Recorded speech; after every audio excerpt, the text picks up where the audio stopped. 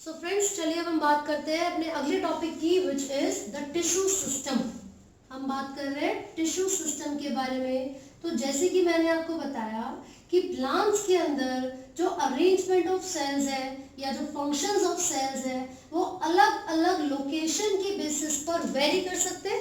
तो हमने यहाँ पर टिश्यू सिस्टम को 3 कैटेगरीज में डिवाइड किया हुआ है एंड इसके अंदर हम पढ़ते हैं एपिडर्मल टिश्यू सिस्टम, दूसरा ground tissue system and third one is vascular tissue system. तो देखिए, जो एपिडर्मल टिश्यू सिस्टम है यानी कि the outer most layer of the plant, चाहे वो स्टेम की बात हो, रूट्स की बात हो या फिर लीव्स की बात हो, उनमें जो सबसे बाहर वाली लेयर होती है उसको एपिडर्मिस कहा जाता है and the entire cells which are collectively present to form the outer most layer, they form the epidermal tissue system. और जो ग्राउंड टिश्यू सिस्टम है, we have already talked about it. इसमें हमने पैरेन्काइमा सेल्स के बारे में बात की थी, कोलिनकाइमा सेल्स के बारे में बात की थी एंड स्क्लेरेनकाइमा। तो इन तीनों तरीके के सेल्स को हम ऑलरेडी डिस्कस कर चुके हैं। फिर अब हम बात करेंगे वस्कुलर के बारे में, राइट। तो 2 टॉपिक्स हमें अब डिस्कस करने हैं, वो कौन कौन से हैं? Epidermal tissue system and vascular tissue system. So start करते हैं with the epidermal tissue system. तो देखिए, ये जो एपिडर्मल टिश्यू सिस्टम है, जैसे कि मैंने भी बताया, जो आउटर मोस्ट लेयर होती है, the outer most layer of the plant is called epidermis. वो किस तरीके के सेल्स से बनी है, कितनी लेयर्स से मिलकर बनी है? जनरली सिंगल लेयर्ड होती है, but sometimes it is observed as many layers. ठीक है, कौन से सेल्स से मिलकर बनी है? Ray of parenchyma sales. कौन से sales? Parenchyma sales.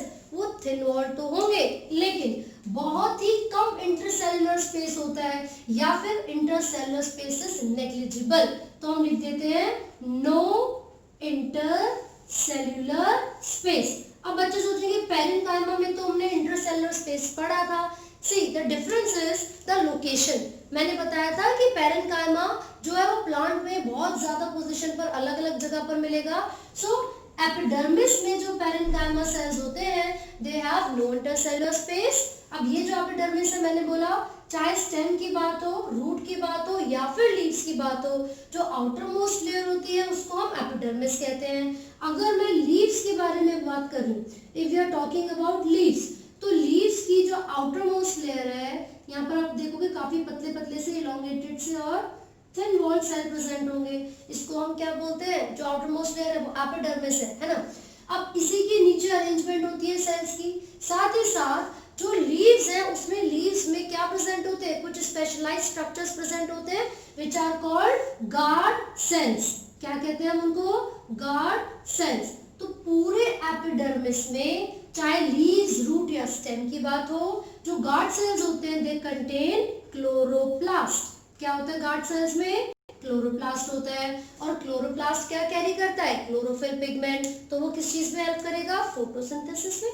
But except the guard cells there is no cell having chloroplast in the epidermal region. तो फिर से हम यहाँ पर बता देते हैं कि जो गार्ड सेल्स है इसमें क्लोरोप्लास्ट है, इसके अलावा किसी भी एपिडर्मल सेल में क्लोरोप्लास्ट नहीं होती। और लीव्स के केस में जब आप डाइकॉट के बारे में बात करते हो, डाइकॉट, तो उसके अंदर जब अरेंजमेंट देखोगे आप कि एपिडर्मिस रीजन पे, एपिडर्मिस लेयर पे स्टोमेटा प्रेजेंट होते हैं। So what kind of structure do the dicot stomata have? आपने पढ़ा है कि वो बीन शेप्ड होते हैं। किस तरीके के होते हैं? बीन शेप्ड होते हैं। ठीक है, तो डाइकॉट के अंदर जो यहाँ पे देखिए गार्ड सेल्स है, these are the guard cells which are bean shape. ठीक है, अब ओपनिंग एंड क्लोजिंग किस तरीके से होगी और इसके अंदर क्या क्या चीजें प्रेजेंट है? It contains chloroplast which in turn carries the chlorophyll pigment. There is a central cavity called stoma. ठीक है, यहाँ पर बहुत सारे पोर्स प्रेजेंट होंगे, है ना, और यहाँ पर ये स्टोमेटा। अब साथ साथ ये पूरा जो स्टोमेटा स्ट्रक्चर, जो स्ट्रक्चर की हम बात कर रहे हैं जिसमें दोनों गार्ड सेल्स है, क्लोरोप्लास्ट है एंड दिस ओपनिंग, ठीक है, इसी ओपनिंग को स्टोमा भी कहा जाता है। These are the chloroplast and these two bean shaped structures are guard cells. ठीक है, तो ये तो डाइकोट में मिलने वाले जो गार्ड सेल्स है विच आर बीन शेप, उनके स्ट्रक्चर की बात कर रहे हैं। साथ ही साथ you will observe some specialized cells surrounding the guard cells and these are called subsidiary cells। तो लाइन ये लिखी होती है, name these cells which are present in the vicinity of the guard cell। बिल्कुल गार्ड सेल्स के गहराई में, उनके सराउंडिंग में ये जो स्पेशलाइज्ड सेल्स प्रेजेंट होते हैं, है ना, इस तरीके से these specialized cells are called, क्या कहते हैं इनको, subsidiary cells, subsidiary cells। तो अभी हमने क्या पढ़ा, जो लीव्स है, जो लीव्स की आउटर मोस्ट लेयर है epidermis, it contains some specialised structures called stomata. Stomata का स्ट्रक्चर जब आप देखोगे, है ना, तो यहाँ पर क्या क्या प्रेजेंट है, गार्ड सेल्स प्रेजेंट है, उसमें क्लोरोप्लास्ट प्रेजेंट है, certain openings are present and these guard cells are surrounded by some specialized cells which are called subsidiary cells। अब जब भी हम guard cells, chloroplast, subsidiary cells, इन सब के बारे में कलेक्टिवली बात करते हैं तो इसको क्या नाम दिया जाता है, इसको हम बोलते हैं स्टोमेटल apparatus। स्टोमेटल apparatus, ठीक है भाई, ये क्वेश्चन जरूरी याद रखिए। स्टोमेटल apparatus क्या है, the subsidiary cells along with the guard cells and chloroplast, stoma etc are called, या is called stomatal apparatus। कौन से सेल्स है जो गार्ड सेल्स की विसिनिटी में प्रेजेंट है, सब्सिडरी सेल्स। डाइकोट के अंदर स्टोमेटा की शेप कैसी है, बीन शेप। लेकिन जब हम मोनोकॉट के बारे में बात करेंगे, so you will observe the stomata is not having the bean shape. तो किस तरीके से होता है, वो डम्बेल शेप्ड होते हैं। तो किस तरीके से होते हैं मोनोकॉट के stomata, these are dumbbell shape. तो इस तरीके से डम्बेल शेप के होंगे, यहाँ पर आप देखिए लाइक दिस, ठीक है। तो इस तरीके से थिक होते हैं, यहाँ से इस तरीके से इनकी अरेंजमेंट होगी। तो डाइकोट और मोनोकॉट में स्टोमेटा की जो शेप है वो वेरी करती है, ये बहुत इंपॉर्टेंट है। मोनोकॉट के अंदर, ये मोनोकॉट का अंदर मैंने स्ट्रक्चर बनाया है, मोनोकॉट, इसमें कैसा डायग्राम होगा, dumbbell shape, dumbbell shape, clear है। साथ साथ आप याद रखोगे कि जो गार्ड सेल्स होते हैं फ्रॉम द इनर साइड, अंदर की तरफ से जो गार्ड सेल्स की लेयर होती है, दीज आर थिक, ये क्या है, काफी थिक होती है, मोटी होती है। लेकिन the outer layer of the guard cell is thinner, वो पतली है। ऐसा क्यों, so that the opening and closing of the stomata could be conducted easily. समझ में आया। ये जो सेंटर में वॉल है, अंदर की जो वॉल होती है गार्ड सेल्स की, वो थिक मोटी होती है, पेरिफेरी बाहर वाली जो आउटर वॉल है वो पतली होती है। अब इसी के साथ एक चीज आपको देखें, देयर आर सम माइक्रोफिलामेंट्स जो कि किस तरीके से रेडियली अरेंज्ड होती हैं। यहाँ पर कुछ फिलामेंट्स होती हैं and these filaments are radially arranged. ये जो माइक्रोफिलामेंट्स हैं वो रेडियली अरेंज होती हैं स्टोमेटा के अंदर। तो रेडियली जो टर्म है वो याद रखना है, रेडियली जो टर्म है वो याद रखना है। साथ ही साथ the orientation of these microfilaments, the orientation of these microfilaments allow the opening and closing of stomata. और इस ओरिएंटेशन के साथ साथ हमें और किस चीज की जरूरत है, स्टोमेटा की ओपनिंग और क्लोजिंग करने के लिए वो जरूरत है हमें पानी की, H2O। पता है क्या होता है, as soon as the water enters the guard cells, जैसे ही वाटर एंट्री लेगा गार्ड सेल्स के अंदर, they swell up and the opening of stomata occurs। लेकिन जब ट्रांसपिरेशन होती है, ट्रांसपिरेशन का मतलब क्या है, this is the loss of water from the leaf surface, evaporate हो जाता है पानी। तो भाई जब वाटर का लॉस होगा तो पानी की कमी हो जाएगी गार्ड सेल्स में, तो वो ऑटोमेटिकली बंद हो जाते हैं। तो ये आपको याद रखना है, ड्यूरिंग ट्रांसपिरेशन क्या होगा, वाटर का लॉस हो जाता है और जो ये स्टोमेटा है वो क्या हो जाते हैं, बंद हो जाते हैं, फिर फर्दर कोई गैसेस एक्सचेंज नहीं हो पाता। अब एक और चीज, जो outermost layer it also contains cuticle, the thick waxy layer। outermost layer यानी कि एपिडर्मिस में cuticle present होती है in the case of leaves। क्या present होती है, cuticle। but आपको ये याद रखना है, the cuticle is not present in the roots। cuticle roots में present नहीं होती, ठीक है। थिक वैक्सी लेयर जो लीफ की सरफेस पर प्रेजेंट होगी वो क्यूटिकल है. This is not present in the roots. तो क्यूटिकल एब्सेंट होती है रूट्स में. अगर वो प्रेजेंट होती तो फिर क्या होता, वो इम्पर्मिएबल होती है ना वाटर के लिए, तो मूवमेंट कैसे हो पाती. जो रूट हेयर है वो एब्जॉर्ब कैसे कर पाते पानी को, नहीं कर पाते. ठीक है, चलिए तो ये हमने यहाँ तक पढ़ा है. अब हमें क्या देखना है कि एपिडर्मिस जो कि लीव्स के बारे में अभी हमने पढ़ा है, क्या स्टेम के ऊपर भी सेम होगा, बिल्कुल वैसे ही होगा. ये जो रूट है क्या उसमें भी सेम होगा, बिल्कुल वैसे ही होगा. पैरेन्काइमा के सेल्स अरेंज होते हैं, वो लेयर्स की फॉर्मेशन करेंगे. ठीक है, बट क्यूटिकल रूट में नहीं होती है. और दूसरी चीज स्टेम और रूट्स में, स्टेम और रूट्स में the epidermal cells could be modified. ये जो स्टेम्स और रूट होती हैं उसके अंदर जो एपिडर्मल सेल्स हैं वो मॉडिफाइड हो सकते हैं और वो कुछ एक्सटेंशन की फॉर्मेशन कर देते हैं, जैसे कि हेयर लाइक स्ट्रक्चर्स की फॉर्मेशन करते हैं. तो एपिडर्मल सेल्स की जो मॉडिफिकेशन है या फिर जो एपिडर्मल एक्सटेंशन, ठीक है, इसको आप ऑब्जर्व कर सकते हो on the surface of roots. किस फॉर्म में, रूट हेयर की फॉर्म में.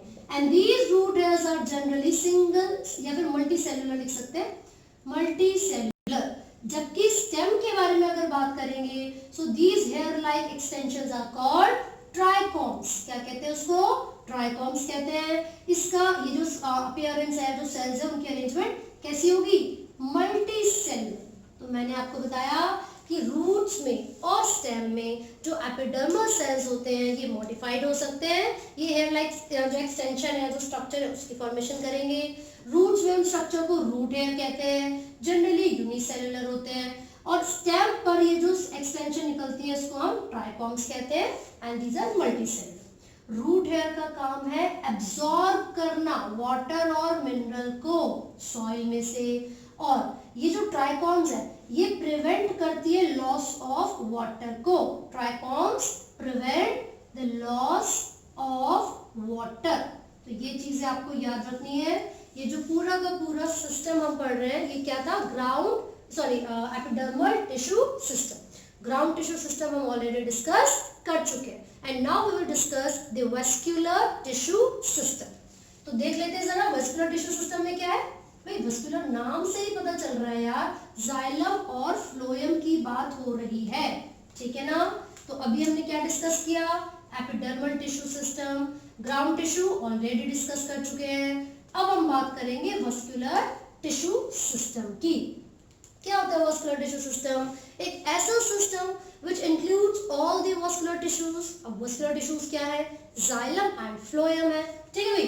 तो देखो इससे पहले मैं आपको ये बता दूं कि प्राइमरी और सेकेंडरी जो ग्रोथ होती है, जब मैंने मेरिस्टेम पढ़ाया तो बताया था प्राइमरी ग्रोथ और सेकेंडरी ग्रोथ. पहले होने वाली प्राइमरी ग्रोथ और बाद में जो लेटर स्टेजेस में होती है वो सेकेंडरी ग्रोथ. प्राइमरी ग्रोथ के लिए एपिकल और इंटरकैलरी मेरिस्टेम था, एपिकल इंटरकैलरी. ठीक है. जबकि सेकेंडरी ग्रोथ के लिए कैम्बियम प्रेजेंट था और वो गर्थ यानी कि चौड़ाई को बढ़ाने के लिए जरूरी है. इसी को लेटरल मेरिस्टेम भी कहा गया था, है ना. सिंपल सी एक चीज जो मैं आपको बताना चाहती हूँ ये है, this cambium is present in dicot only. ये जो कैम्बियम है वो सिर्फ और सिर्फ कौन से प्लांट्स में मिलता है, डाइकॉट प्लांट में. तो there is no cambium in the monocot plant. इसका मतलब ये हुआ there is no secondary growth in the monocot plants. ये आपको याद रखना है. अब हम स्टार्ट करते हैं वेस्क्युलर टिश्यू सिस्टम को. चलिए अब हमने अभी भी पढ़ा कि वेस्क्युलर टिश्यू सिस्टम में जाइलम और फ्लोएम आते हैं. जाइलम और फ्लोएम आते हैं. मान लीजिए ये एक स्ट्रक्चर मैंने वेस्क्युलर बंडल का बनाया. This is the xylem and this is the phloem. ये जाइलम है और ये फ्लोएम. ठीक है भाई. यहाँ जो जाइलम और फ्लोएम के बीच में जो स्पेशलाइज्ड सेल्स जो सेकेंडरी ग्रोथ करवाते हैं ये मैंने बनाए हैं और मैंने इसको लेबल कर दिया कैम्बियम. मैंने इसको लेबल कर दिया कैम्बियम. तो कैम्बियम किसके अंदर प्रेजेंट था, डाइकॉट के अंदर. तो इसका मतलब ये हुआ जो डाइकॉट प्लांट्स होते हैं उनके वेस्क्युलर टिश्यूज में कैम्बियम प्रेजेंट होता है.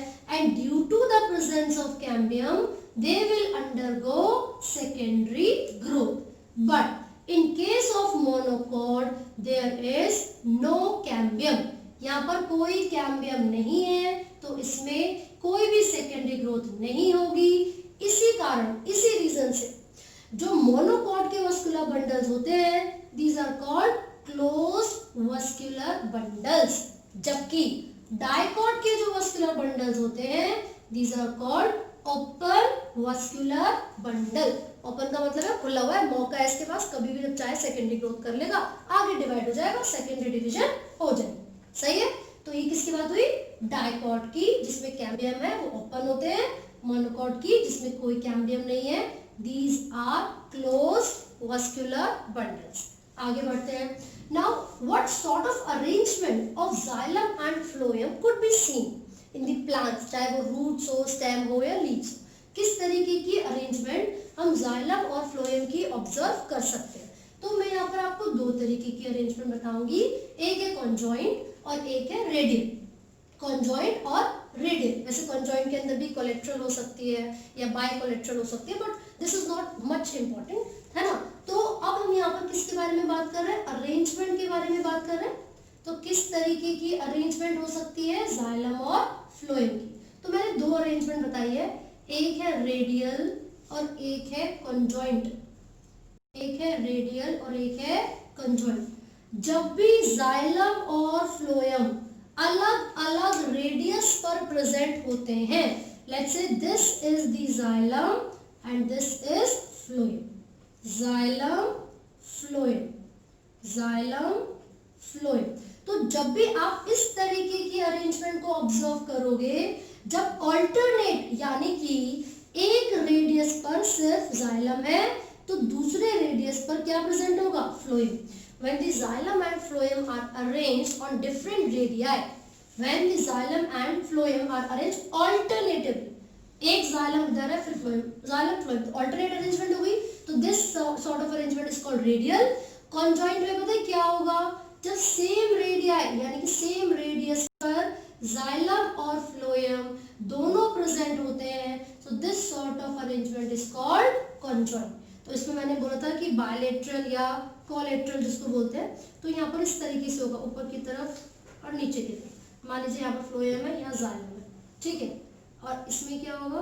ऊपर भी फ्लोएम है, यहाँ जाइलम और यहाँ पर भी फ्लोएम, तो ये कोलेटरल होता है, this is collateral and this is bicollateral, ठीक है। तो लेकिन आपको सिर्फ रेडियल और कॉन्जॉइंट अरेंजमेंट के बारे में याद रखना है।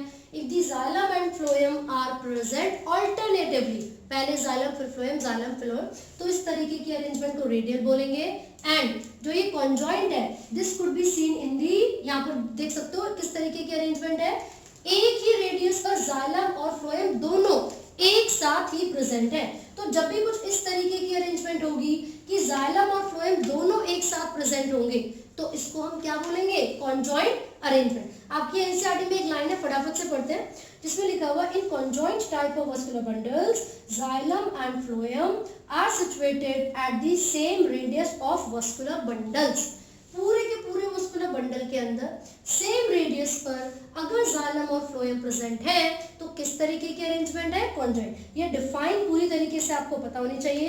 And this could be seen in stem and leaves. कहाँ देखने को मिलेगी? फटाफट लिख लेते हैं। ये आपको ऑब्जर्व करने को मिल जाती है स्टेम और लीव्स में। तो फिर ये कहाँ मिलेगी? Radial. This could be seen in roots, radial roots, and this is seen in stem and leaves। So यहाँ तक जो हमने अभी सिस्टम पढ़ा है, कौन सा? जो वस्कुलर टिश्यू सिस्टम है वो यहीं पर खत्म होता है। एक और लाइन आपकी बुक में लिखी हुई, the conjoined muscular bundles usually have phloem located only on the outer side of xylem।